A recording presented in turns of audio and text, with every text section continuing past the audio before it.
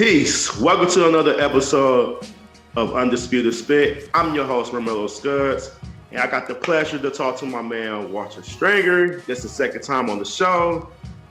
He knows his boxing like he knows his football. You can check him out, Goats and Rings. Subscribe to that right now. How you doing, my brother? Man, I'm all good. Got this little rainy day here back here in Detroit. You know how we do here. The sun don't shine. The sun don't shine. The sun's shining over here in Arizona, so we ain't gotta worry about them problems.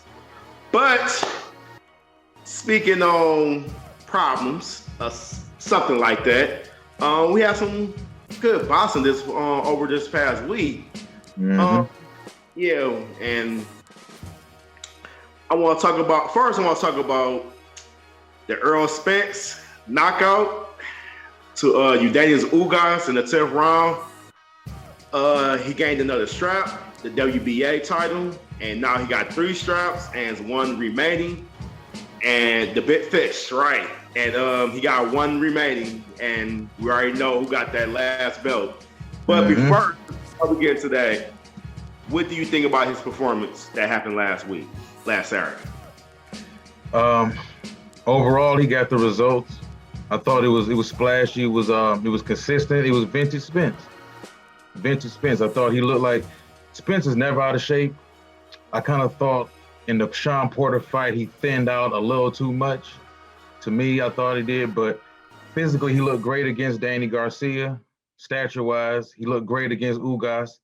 I thought he would have a few more issues early in the fight with Ugas, given the fact that I thought Ugas was sort of the more naturally bigger guy, and you don't hear that typically in a fight with a fighter against Spence. But Ugas had the plan to just stand there and take punches and counter, and that wasn't going to happen. Like, you're not going to beat Errol Spence standing still. Right. He became a punching bag, basically, and he couldn't stop that jab. Errol pretty much dominated the majority of those rounds. I gave Ugas the 3rd and I believe the 6th round. I believe it was the 3rd and the 6th. But aside from that, man, I expected a bigger fight out of Ugas, honestly. You know, I had Errol Spence prior to the fight winning by decision, unanimous decision. I didn't think he would pull a Kell Brook on him, but kind of midway through the fight, I was looking at it like, okay, Ugas looks a lot like how Kell Brook looked, like down the stretch in that fight before Errol was able to finish him off. You know, Errol put his head down, he grabbed his axe, and he just keep chopping, and he eventually get you broke down. So, you know, I thought Errol had some sloppy moments. He has a tendency to lunge too much with that left. I mean, not the jab, and get off balance. Yeah. He was off balance a handful of times in that fight, and I thought Ugas would have, capitalized. But it seemed like Ugas really didn't have any intentions on really bringing the fight to Spence. Sort of how, when you look back at the Canelo and Caleb Plant fight, you can watch that fight as many times as you want. It was obvious that Caleb had no intentions on really bringing the fight to Canelo. And that was kind of how I felt about, with Ugas. Ugas started getting hit too many times, and like a lot of guys, Lamont Peterson, even the great Danny Garcia, guys started to focus more on defense. And when you focus more on defense against a guy who's a bully in the ring, you're going to have issues.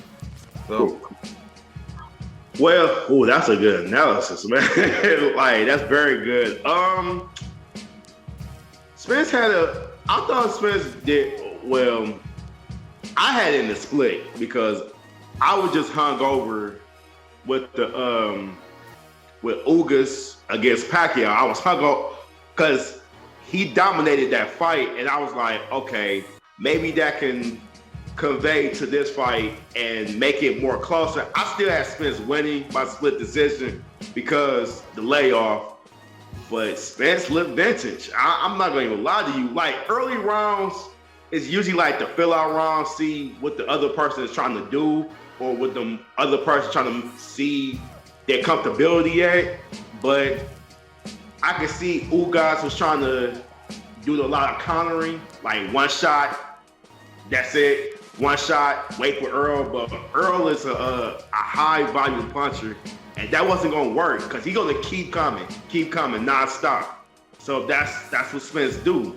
So that one punch, boogeyman trying to leave, you know what I'm saying, wait for you to hit him and just do that. That wasn't gonna work. You got to bring the pressure to Errol Spence. Just like Sean Porter. That's the only guy I know that bring the pressure, that it was just competitive until that 11 round knockdown that Spence did to Sean Porter. But the early rounds, I gave Ugas like the first round, and I gave him the 6. The 6, Spence was a little sloppy, trying to find his mouthpiece and all that, whatever.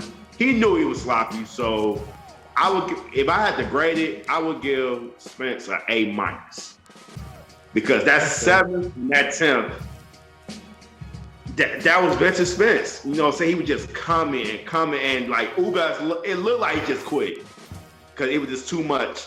It was just too much volume punching to that he was receiving, and of course he messed up his eye, and his eye is still shut after a week. So it's it was bad. So I'm gonna give Spence like an A- on that.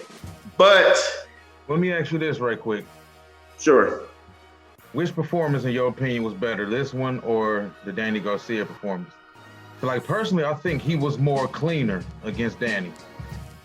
That's a good question. Both of them was a dominant fashion type of fight. I would have to say Garcia myself. He was clean. He wasn't like, he wasn't sloppy. He was just cautious, doing what he do, using his size to his advantage to Danny Garcia.